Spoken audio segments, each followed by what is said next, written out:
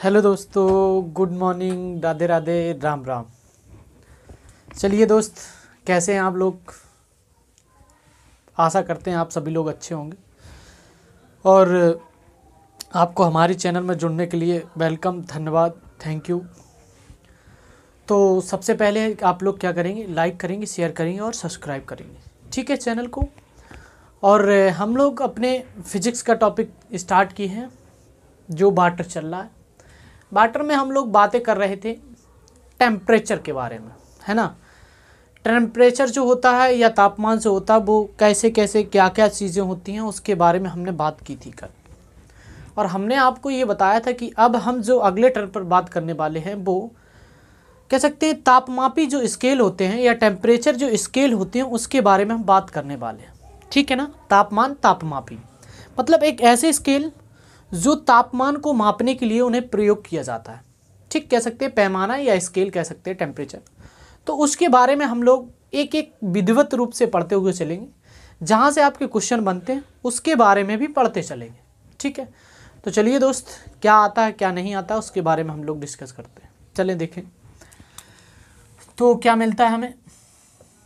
तापमान तापमापी मतलब तापमान मापी का मतलब है कि temperature scale, temperature of scale, ठीक। ये मतलब तापमान को मापने के लिए जिस प्रकार के जो यंत्रों का प्रयोग किया जाता है उसे हम क्या कहते हैं, टेम्परेचर स्केल कहते हैं। देखिए कितने प्रकार की होती हैं। वैसे हालांकि पढ़ने को तो हमें 5 प्रकार मिलेंगे, कितने, 5 प्रकार के, लेकिन हम लोग 4 को ज़्यादा महत्व देते हैं क्योंकि हमें 4 पढ़ने को अधिकतर मिलते हैं। तो कौन कौन से होते हैं उन पर भी हम लोग चर्चा करेंगे। एक एक पहले स्केल को बनाते हैं, कैसा क्या टेम्परेचर होता है, क्या हिमांक या क्वथनांक होता है, उस पर देखते हैं। सबसे पहले हमें एक पैमाना मिलता है, ठीक है, मतलब एक सबसे पहला पैमाना या जो स्केल मिलता है उसे हम लोग क्या कहते हैं, उसे हम लोग किसके नाम से जानेंगे, सेल्सियस के नाम से जानते हैं। किसके नाम से जानते हैं, सेल्सियस पैमाने के नाम से जानते हैं। इसे हम क्या देंगे, सेल्सियस, ठीक, सेल्सियस के नाम से इसे जानेंगे। फिर इसके बाद में आपको मिलेगा एक केल्विन पैमाना। कौन सा मिलता है, केल्विन पैमाना मिलता है, ठीक। फिर हम लोग जन ऐसे बोल सकते हैं केल्विन, ठीक। फिर इसके बाद में अगला पैमाना मिलेगा हमें। अगला पैमाना जो मिलता है वो आपका फ़ारेनहाइट होता है। क्या होता है, फ़ारेनहाइट। फ़ारेनहाइट एक क्या होता है, ये वाला पैमाना होता है। फिर आपको एक मिलेगा र्यूमर। कौन सा पैमाना मिलेगा, र्यूमर। र्यूमर पैमाने का भी हम लोग तापमान को या टेम्परेचर को मापने के लिए प्रयोग करते हैं, र्यूमर, ठीक। फिर आपको एक और पैमाना मिलेगा जो आप पहली बार सुन रहे होंगे, जिसे हम लोग रैंकाइन कहते हैं। क्या कहते हैं, रैंकाइन होता है। हालांकि इसका बहुत कम मतलब यूज़ किया जाता है, इसलिए आप लोगों ने नहीं पढ़ा होगा। हम लोग जो अधिकांशता पढ़ते हैं वो आपके फ़ारेनहाइट पढ़ लेते हैं, कभी कभार सेंटीग्रेड और केल्विन। ये तो 3 नॉर्मल सी चीज़ें हैं जो आपको देखने को मिलती हैं। तो देखिए अब हम लोग इस मीटर की बात करेंगे तो ये जो ऊपर वाला बिंदु होगा ये आपका कह सकते हैं क्या, क्वथनांक कहलाएगा, क्वथनांक बिंदु कहलाएगा। क्वथनांक का मतलब है कि वह बिंदु जहां पर तापमान क्या है, उबलने लगता है या बॉइलिंग पॉइंट कह सकते हैं, ठीक है। और नीचे वाला पॉइंट जो होगा वो आपका मेल्टिंग पॉइंट होगा, अगर अर्थात कह सकते हैं कि क्या हो सकता है ये मतलब हिमांक या गलनांक, हिमांक या कह सकते हैं गलनांक। मतलब वह तापमान जिस पर जो आपका जल होगा वो बर्फ के रूप में बदलने लगेगा, उसे हम क्या कहते हैं, गलनांक के रूप में हम जानते हैं। अब देखिए सेल्सियस पैमाने को जो होता है उसका क्वथनांक कितना होता है, तो 100 डिग्री सेंटीग्रेड, 100 डिग्री सेंटीग्रेड पर भाप बनता है। अगर हम इसके किसकी बात करें, हिमांक बिंदु की या गलनांक की, तो 0 डिग्री सेंटीग्रेड पर आपकी बर्फ क्या होती है, बर्फ बनने लगती है ना। अगर हम यही केल्विन पैमाने की बात करते हैं तो 273 केल्विन पर क्या होता है, ये जल जमने लगता है। अगर हम फ़ारेनहाइट पैमाने की बात करें तो 32 फ़ारेनहाइट पर आपका जल जमने लगता है। फिर अगर हम र्यूमर पैमाने की बात करें तो 0 जो डिग्री होता है, ये 0 र्यूमर पर ये क्या होता है, जल जमने लगता है। जब हम इसकी बात करते हैं जो 491.6 रैंकाइन ये होता है न्यूनतम, मतलब जिस पर आपका द्रव बर्फ में बदलने लगता है। लेकिन अगर अब हम इसके क्वथनांक बिंदुओं की बात करें तो मतलब जल जो होगा वो भाप में बदलेगा 100 डिग्री सेंटीग्रेड पर। अगर हम केल्विन की बात करें तो 373 डिग्री मतलब 373 केल्विन पर जल जो होगा वो किस में बदलेगा, भाप में बदलने लगेगा।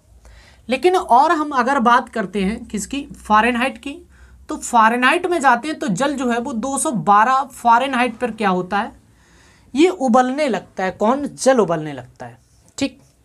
और अगर हम बात करते हैं र्यूमर की तो र्यूमर पैमाने में जल जो होता है वो 80 र्यूमर पर क्या होता है, उबलने लगता है। लेकिन जहाँ हम इसकी बात करते हैं तो ये आपका 671 जो 0.16 रैंकाइन पर क्या होता है, उबलने लगता है। ठीक। ये सारे के सारे पैमाने हैं।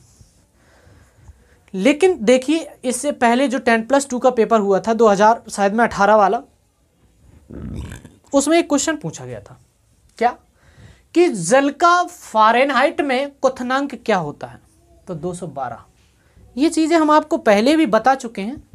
अगर आपको नहीं है तो ये स्केल इसी तरीके से बनाएं। लेकिन एक पॉइंट अभी और निकल के आता, देखिए भाई, सेल्सियस और केल्विन के बीच में कुछ लड़ाइयाँ हुई।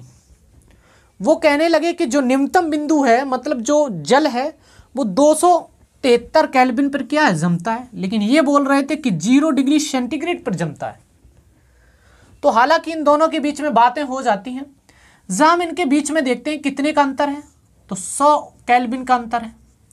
इनके बीच में देखते हैं तो 100 डिग्री सेंटीग्रेड का अंतर है। और इनके बीच में देखते हैं तो आएगा आपका 180, ये फ़ारेनहाइट का अंतर है इसमें। अगर हम इसकी बात करें तो केवल 80 फ़ारेनहाइट 80 र्यूमर का अंतर है। ठीक। और इसमें बात करेंगे तो आपका ऐसे 180 के लगभग ये भी आ जाता है। ठीक। तो ये इस तरीके से बन जाते हैं।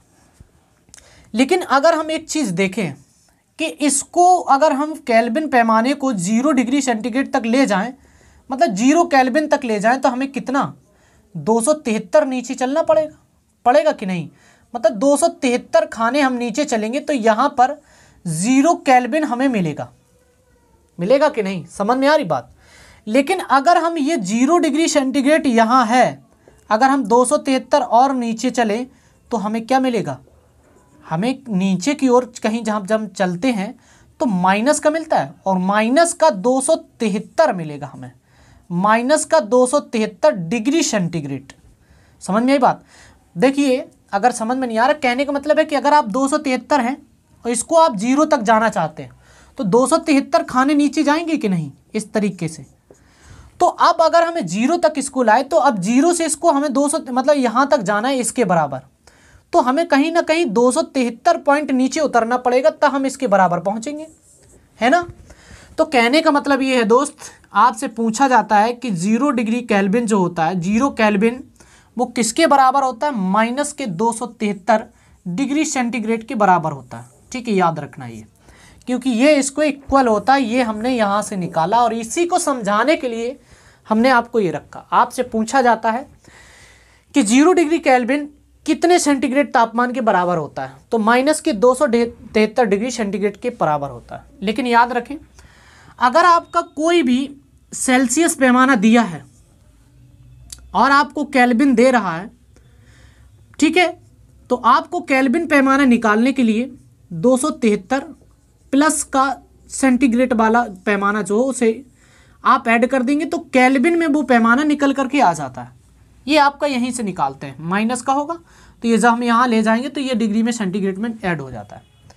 कहने का मतलब है कि अगर हम दे दें कि 10 डिग्री सेंटीग्रेड तापमान है और इसे आपको केल्विन में बदलना है, तो आप कैसे बदलेंगे, क्या करेंगे आप, अगर आपको क्या दिया है कि 200 मतलब यहाँ पर दिया है 10 डिग्री सेंटीग्रेड तापमान दिया है, ठीक, अगर 10 डिग्री सेंटीग्रेड तापमान दिया है और इसे हमें केल्विन में बदलना है, तो हम क्या करेंगे 273 प्लस में 10 है ना, तो कितना आ जाएगा 283 इसका केल्विन में आंसर आ जाएगा। मतलब अगर डिग्री सेंटीग्रेड में तो 10 डिग्री सेंटीग्रेड तापमान होगा, अगर केल्विन की बात करते हैं तो 283 केल्विन पैमाना निकलेगा। ठीक, बात समझ में आई इतनी, तो बस फिर क्या इसको नोट करो, फिर और कुछ बताते हैं आगे। देखिए इसको स्क्रीनशॉट ले या बना लें,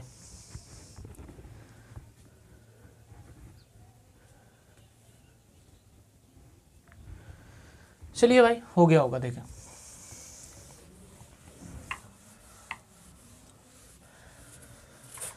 चलें भाई, धीरे धीरे धीरे धीरे चलते चलें और आप लोग ऐसे ही बढ़ते चलेंगे, आपको सारे के सारे पॉइंट एक एक क्लियर हो जाएंगे। देखिए ज़रा अब हम लोग चलते हैं थोड़ा, एक कह सकते हैं कि एलिमिनेशन टाइप में कुछ मिलेगा आपको। जैसे अब हम लोग देखते हैं कि कुछ पैमानों में कुछ कह सकते हैं एक संबंध निकल के आता, क्या एक सेंटीग्रेड पैमाना होता है, केल्विन पैमाना होता है, फ़ारेनहाइट पैमाना होता है और र्यूमर पैमाना होता है। चार ही लेकर के चलेंगे, रैंकाइन का बहुत कम यूज़ किया जाता है। ठीक है, तो इसमें जो मतलब एक संबंध निकलता है उसमें कैसे निकालते हैं, जैसे कि आपने सी को लिया तो सी में माइनस करेंगे और लिखेंगे निम्नतम पॉइंट, निम्नतम बिंदु। मतलब हमें क्या करना है कि जल के निम्नतम बिंदु को घटाना है और बटे में हमें जो रेंज होगी, कह सकते हैं जो अंतर था उसका क्वथनांक का और किसका, क्वथनांक का और हिमांक का जो अंतर था वो रखेंगे। ठीक है, अंतर या कह सकते हैं रेंज, और ये लोवेस्ट पॉइंट और रेंज बराबर होगा किसके, केल्विन। केल्विन में क्या मतलब निम्नतम बिंदु, निम्नतम बिंदु को माइनस करेंगे और बटे में रेंज रखेंगे, मतलब अंतर रखेंगे, बराबर करेंगे। फ़ारेनहाइट से भी आप क्या करेंगे, निम्नतम बिंदु को लिखेंगे, फिर इसके बाद में आप इसके बटे में क्या करेंगे, अंतर लिखेंगे। ठीक, फिर बराबर करेंगे र्यूमर पैमाने में, इसमें भी निम्नतम बिंदु के पास पहुंचेंगे, निम्नतम बिंदु के पास पहुंचे और निम्नतम बिंदु के बटे में क्या करेंगे आप, अंतर। इस तरीके से कुछ आपका एक संबंध निकल करके आता है। देखिए जरा, अगर हम सी से घटाते हैं तो सी में जो कह सकते हैं कितने डिग्री पर आपकी न्यूनतम होता है, तो 0 डिग्री पर ही तो न्यूनतम तापमान होता है, तो 0 डिग्री। अंतर कितने का था, तो 100 डिग्री पर उबलता था, 0 से 100 क्या 100 का रेंज थी। बराबर में किया केल्विन, केल्विन में क्या था 273 केल्विन था न्यूनतम बिंदु केल्विन में, और अंतर कितने का था, रेंज का भी हमने जो बताया था आपको ऐसे ऐसे करके, उसमें आपका कितना आ रहा था, 100 ही आ रहा था, क्योंकि 273 ये था और 373 मैक्सिमम था केल्विन में। अगर हम फ़ारेनहाइट की बात करें तो न्यूनतम बिंदु 32 था और अंतर जो देखा था हमने कितना, ये 32 था और 212 था, तो 180 निकल कर आ रहा था। अगर हम र्यूमर पैमाने की बात कर रहे थे तो इसका 0 था और यहाँ पर केवल 80 था, है ना। तो कहीं ना कहीं हम अगर इसका संबंध निकालना चाहें तो इससे क्या कर सकते हैं, 0 से काट सकते हैं इसको, 0 0 0 0। हालांकि 2 से और कट जाएगा, 2 पंचे 10, 2 पंचे 10, 2 नम 18 और 2 चौको 8।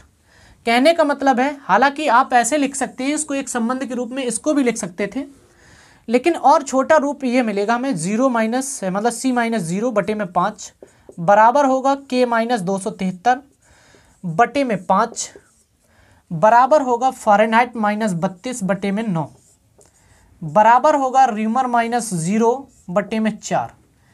ये आपका क्या बन जाता है, एक संबंध बन जाता है। किस लिए ये संबंध बनाया गया, क्योंकि अगर आपको सेंटीग्रेड कोई तापमान दिया है तो फ़ारेनहाइट मतलब केल्विन में आप निकाल सकते हैं। ठीक, मतलब सेंटीग्रेड का तापमान यहाँ रख देंगे, केल्विन से ऐसे करके निकाल सकते हैं। या आपको सेंटीग्रेड में तापमान दिया, फ़ारेनहाइट निकालना है तो इन दोनों को ले लेंगे। अगर आपको सेंटीग्रेड या र्यूमर दिया है और सेंटीग्रेड निकालना है तो इन दोनों में मान रख दें, ये आंसर आ जाएगा। समझ में आई बात। तो अभी हम आपको कुछ क्वेश्चन कराने वाले हैं इस पे, पहले इसको नोट करें फिर आगे चलते हैं।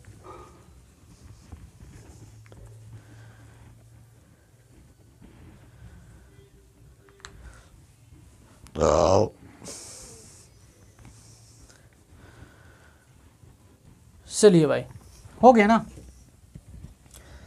चलिए देखें, अब हम आपको कुछ क्वेश्चन देने वाले हैं जो आपको बताने हैं आंसर।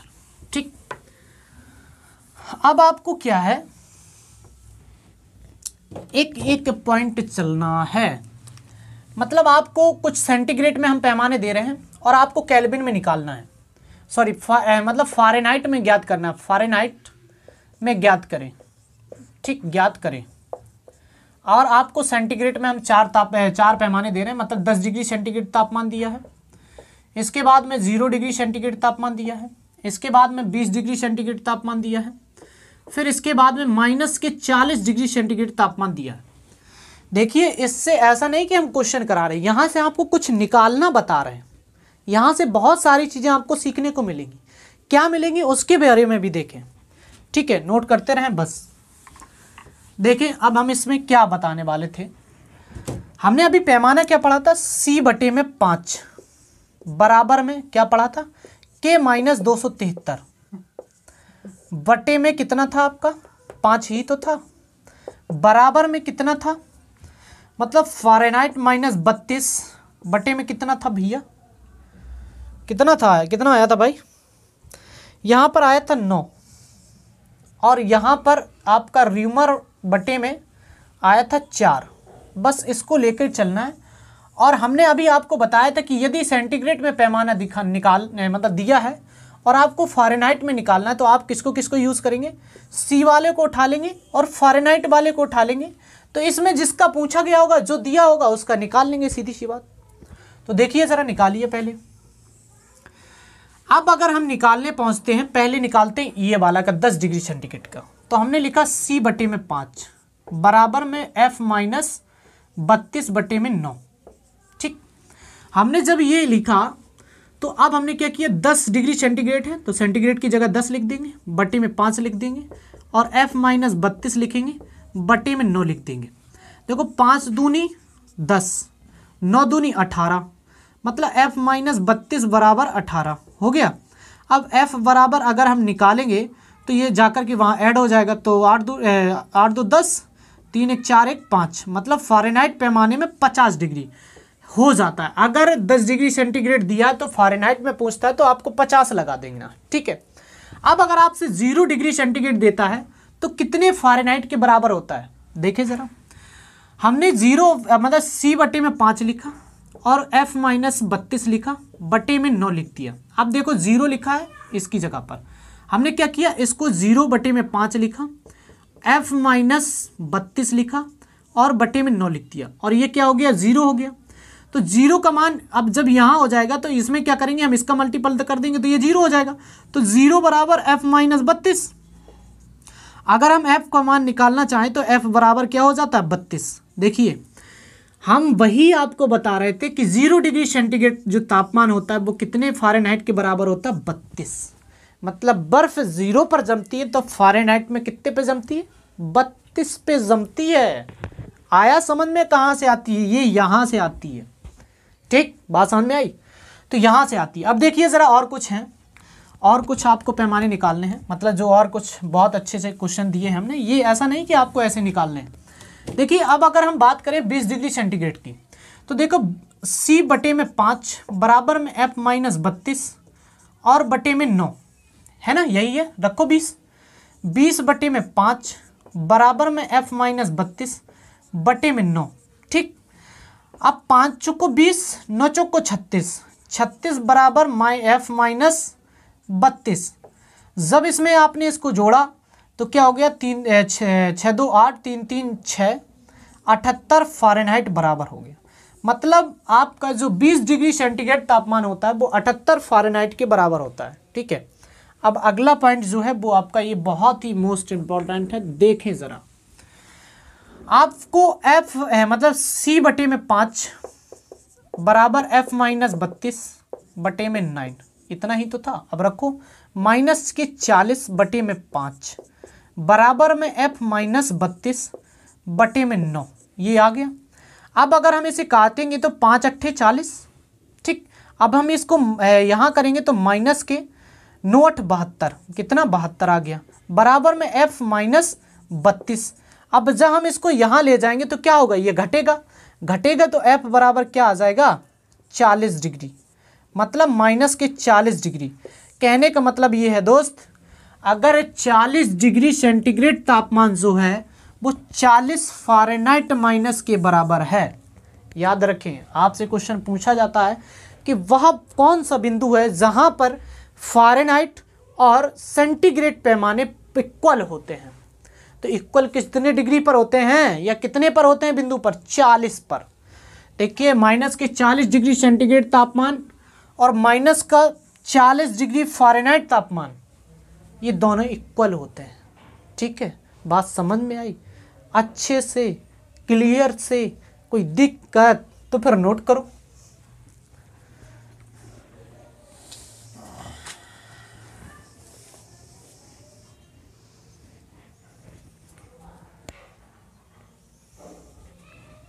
चलिए भाई, हो गया होगा नोट, चले आगे। देखिए ये आपके जो पैमाने थे वो हमने इस पर डिस्कस किए और सारे पॉइंट आपको बता भी दिए कि जो आपका 0 डिग्री सेंटीग्रेड होता है वो कितने फ़ारेनहाइट के बराबर होता है, तो आपका बताया कितने फ़ारेनहाइट के, 32 फ़ारेनहाइट के बराबर होता है। और जो आपका एक ऐसा बिंदु जिस पर फ़ारेनहाइट और सेंटीग्रेड पैमाने बराबर होते हैं, तो माइनस के 40 पर, माइनस का 40 डिग्री सेंटीग्रेड के पैमाने पर फ़ारेनहाइट और सेंटीग्रेड पैमाने दोनों इक्वल होते हैं। बस इतना याद रखना आपको, और बात बाकी ठीक है सब। ठीक है, चलिए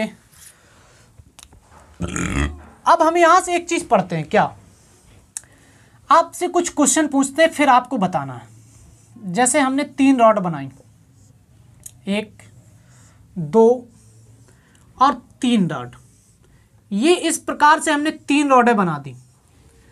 अब देखिए जो रॉडें हैं इनका कलर अलग अलग है, मतलब इन्हें हम गर्म करेंगे कुल मिलाकर के। ये लोहे की रॉड है, लिख लेना आपकी, लोहे की रॉड है, लोहे की रॉड। ठीक, लोहे की रॉड का मतलब है लोहे की छड़ है, और इसे हम गर्म कर रहे हैं। ठीक, तीनों को, ठीक समझ रहे हो बात को, ये तीनों को हम क्या कर रहे हैं, गर्म कर रहे हैं। किसी को कितना तापमान दे रहे हैं तो किसी को कितना तापमान दे रहे हैं। ठीक, इस तरीके से हमने तीनों को गर्म किया भाई। जब तीनों को गर्म किया तो तीनों का रंग जो है वो अलग अलग हुआ। इसको गर्म किया तो लाल रंग हो गया इसका, और इसको जब हमने गर्म किया तो लाल से नीला बना। और इसके बाद में कहने का मतलब है जब हमने इस रॉड को गर्म किया तो ये हरी बन गई, हरा रंग बना लिया इसने। ठीक है, अब अगर हम आपसे कहें कि आप कुल मिलाकर के क्या है, आपको कोई ना कोई एक रॉड छूनी है। अगर हम आपसे कहें कि आपको एक रॉड छूनी है इन तीनों में से, तो आप क्या करेंगे, कुल मिलाकर के छूनी है, ऐसा नहीं कि हम नहीं छुए।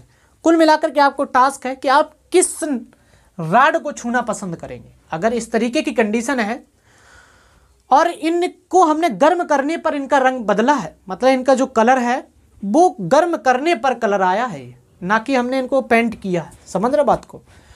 तो कह सकते हैं इन पे हमने क्या किया है, गर्म करने पर ही क्या हुए, इनका रंग बदला है।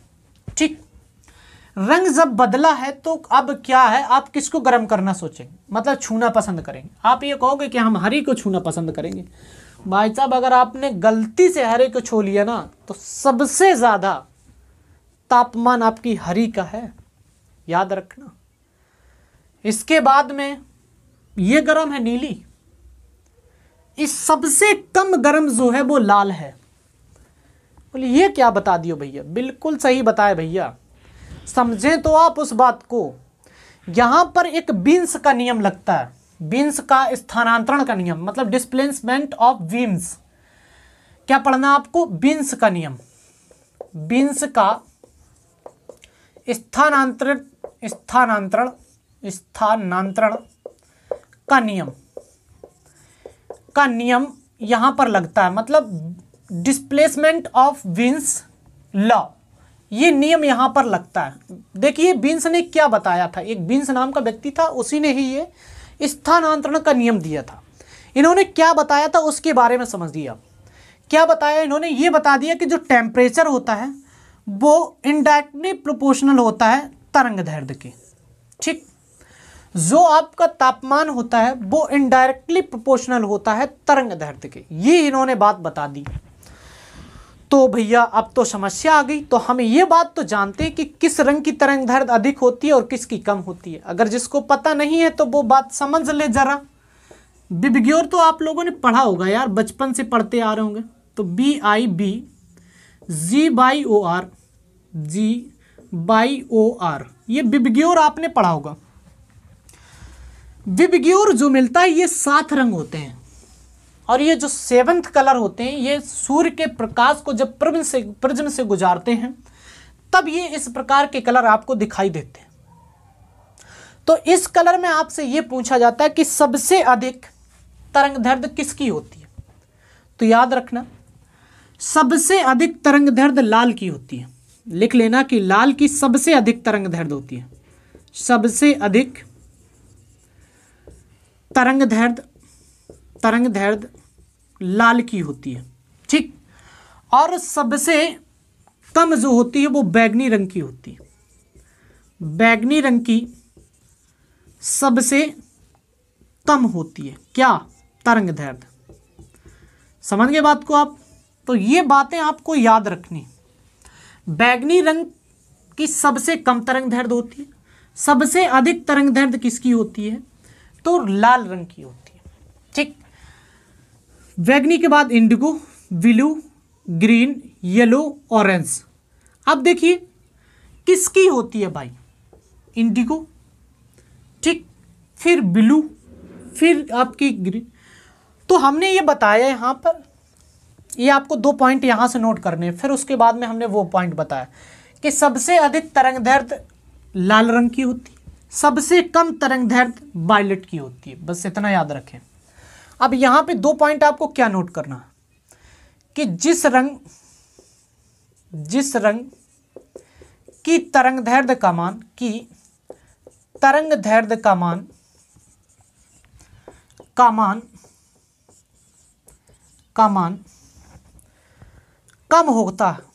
कम होता है उसका तापमान अधिक होगा।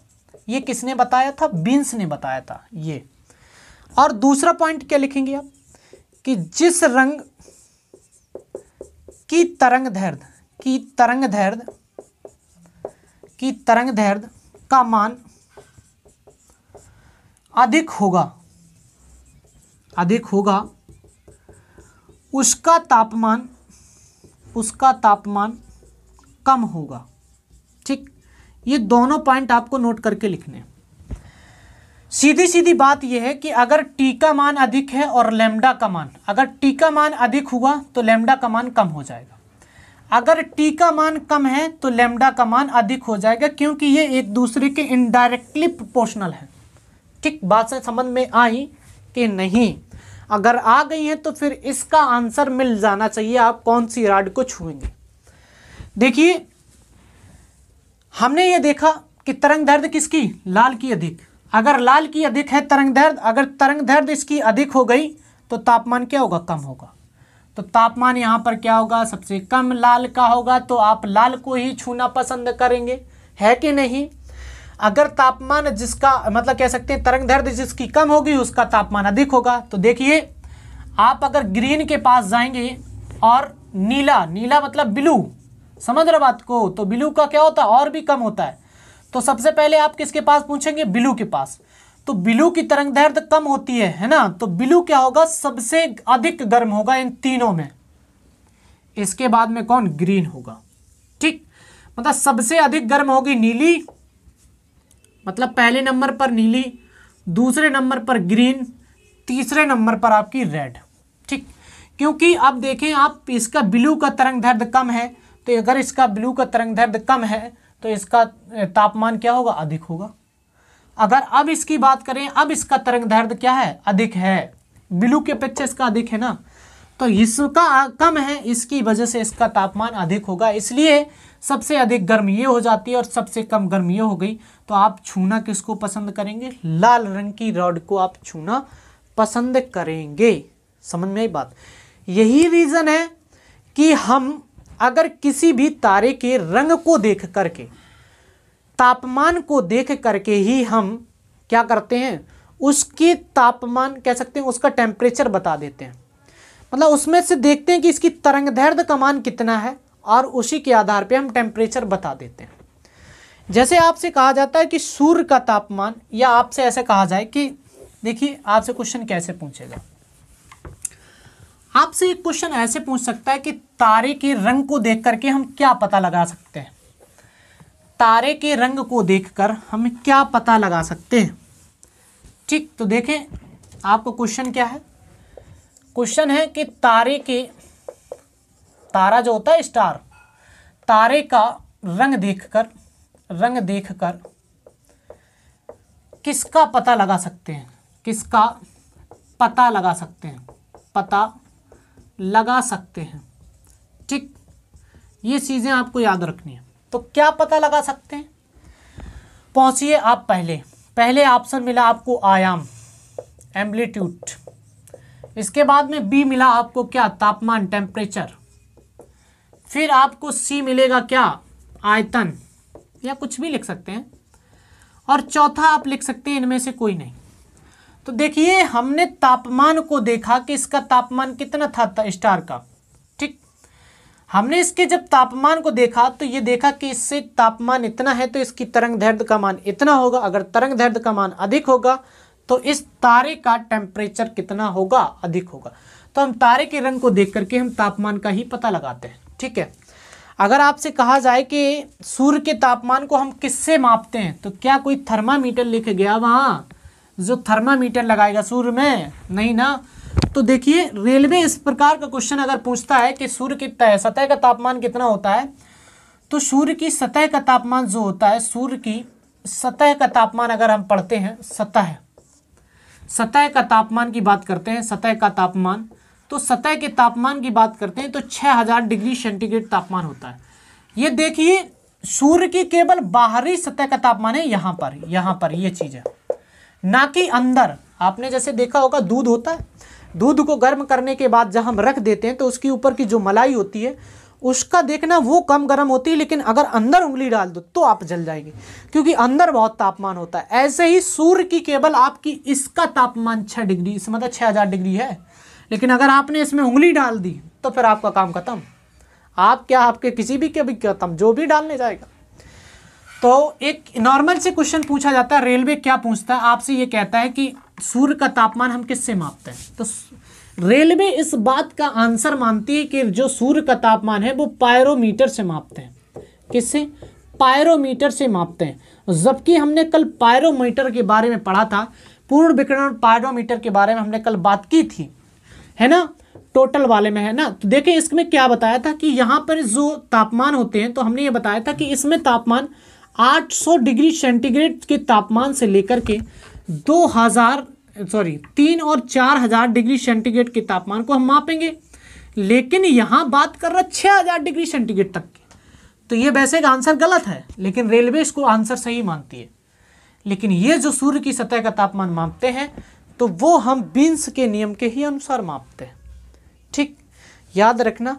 लेकिन रेलवे में अगर आए तो आपको यही टिक करना है कि सूर्य की सतह का तापमान हम पायरोमीटर से मापते हैं। समझ में आई बात? लेकिन अगर आपको और कहीं मिलता है एलडीसी वगैरह में, तो आपको यही लिखना है कि सूर्य की सतह का तापमान जो है ना वो बीन्स के नियम के अनुसार हम क्या करते हैं, निकालते हैं, या उसी से हम माप सकते हैं बीन्स के नियम से। ठीक है, तो नोट करें, फिर आगे चलते हैं।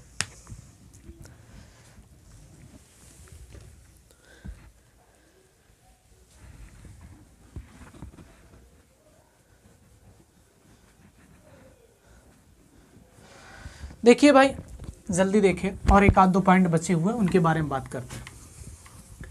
आपका एक मिलता है त्रिपक्षी बिंदु, मतलब जल का त्रिपक्षी बिंदु, जल का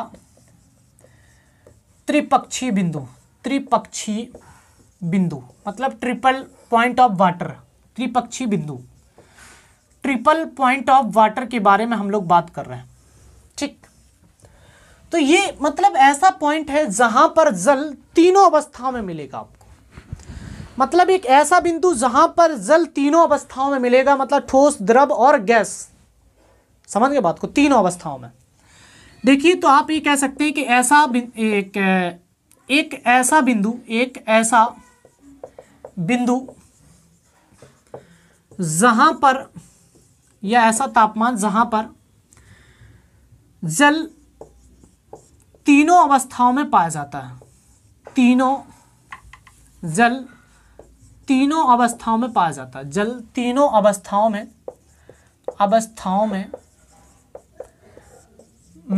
पाया जाता है। ठीक, बात समझ में आई? तो अब आप लोग देखो इतनी बात समझ लीजिए। तो अब अगर हम इसकी बात करते हैं, देखिए एक जल मिलेगा जहां पर बर्फ के रूप में जल मिलेगा, और 0 डिग्री पर ही तो बर्फ होती। और आप देखना कि 0 डिग्री सेंटीग्रेड पर कभी कभी क्या होता है कि जल भी उपस्थित होता है 0 डिग्री सेंटीग्रेड पर। ठीक, और आपकी गैस भी बनती है। ऐसा कौन सा तापमान है जहां पर जल भाप के रूप में भी बनता है, और बर्फ के रूप में भी है, और जल के रूप में भी है? तो ये एक ऐसा बिंदु है, त्रिपक्षी बिंदु जो है वो 0.01 डिग्री सेंटीग्रेड तापमान होता है।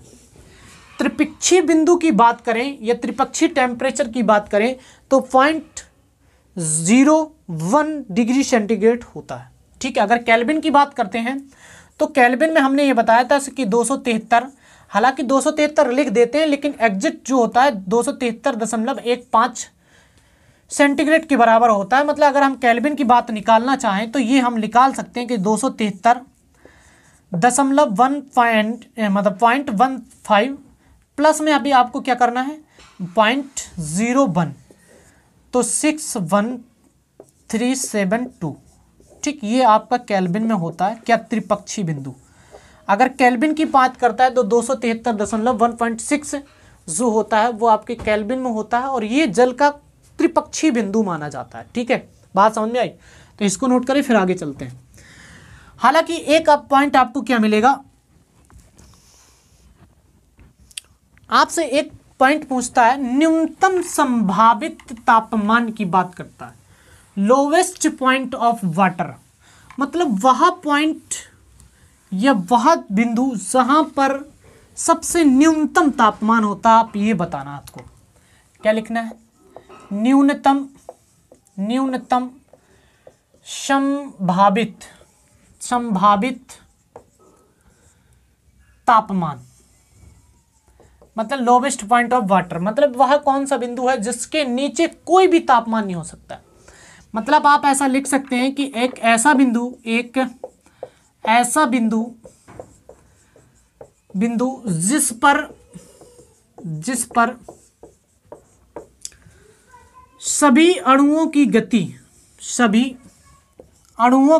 शून्य हो जाती है, अणुओं की गति शून्य हो जाती है। ठीक, कहने का मतलब ये है दोस्त कि देखिए कोई भी वस्तु है उसमें अणु गति करते हैं कहीं ना कहीं, लेकिन एक ऐसा पॉइंट है जिस स्थिति में अगर वो वस्तु वहां पहुंच गई तो उसके अणुओं की गति भी शून्य हो जाती है। अगर हम मार्कर ले हैं तो इसके भी अणु आपस में गति कर रहे हैं। ठीक है, कुछ भी है तो वो भी, ये बोर्ड टंगा तो ये बोर्ड के भी अणु आपस में गति कर रहे हैं, लेकिन एक ऐसा पॉइंट आएगा आपको जहां पर उन अणुओं की गति बिल्कुल शून्य हो जाएगी, और उसको हम क्या कहते हैं, न्यूनतम संभावित तापमान। देखिए अगर हम न्यूनतम संभावित तापमान की बात करते हैं तो 0 डिग्री अगर सेंटीग्रेड ये है, तो अगर अब अधिकतम की बात करते हैं तो 100 डिग्री सेंटीग्रेड तक जल के तापमान को हम बढ़ा सकते हैं।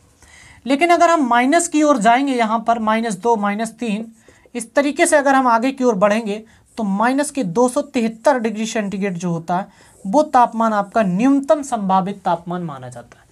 इसके नीचे कोई भी टेम्परेचर नहीं होता, ये लोवेस्ट टेम्परेचर है ये वाटर का, इसके नीचे कोई भी पॉइंट नहीं है भाई साहब। ठीक है, तो आज के लिए हम लोग इतना ही रखेंगे, और चैनल को क्या करें, लाइक करें, शेयर करें और सब्सक्राइब करें। ज़्यादा से ज़्यादा से लोगों में आप अपने मित्रों में भेजें इसको, और जुड़ने के लिए कहें। तो थैंक यू, धन्यवाद, ऑल द बेस्ट।